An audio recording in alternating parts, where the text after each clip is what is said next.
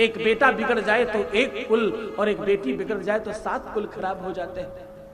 इसमें यह मत समझना कि बेटियों का कोई नुकसान बताया जा रहा है।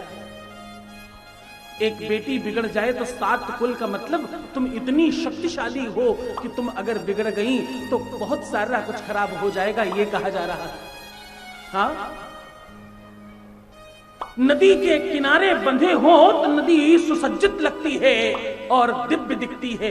नदी के बांध अगर टूट जाएं, किनारे टूट जाएं तो प्रलय आ जाती है। स्त्री और बेटियां, उनकी संपन्नता, उनकी दिव्यता और उनका अद्भुत दर्शन उसी में है। वो श्रृंगारित हो और वो संयमित हो।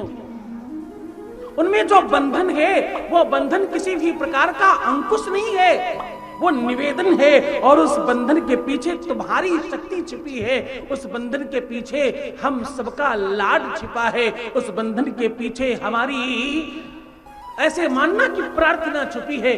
क्योंकि भैया डीओजी कदाचित छूट जाए, गली में कोई दिक्कत की बात नहीं है, लेकिन भैया शेर अगर छूट जाए तो बड़ी दिक्कत की बात है। आपको समझ आई? डीओजी का मतलब तो पता होगा ना। डीओजी मतलब डॉग। अगर छूट भी जाए गली में तो कोई खास दिक्कत की बात नहीं है, लेकिन अगर शेर छूट जाए तो बड़ी दिक्कत की बात है। इसलिए तुमसे कहा जाता है तुम संयमित रहो, क्योंकि तुम शेर हो। शेर को पिंजरे में बांध कर रखना ही पड़ता है और कोई तरीका नहीं है।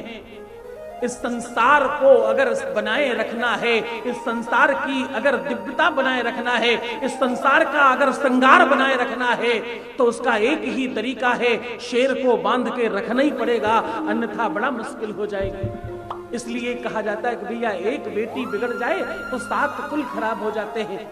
शिव महापुराण में उसका जवाब दिया गया है।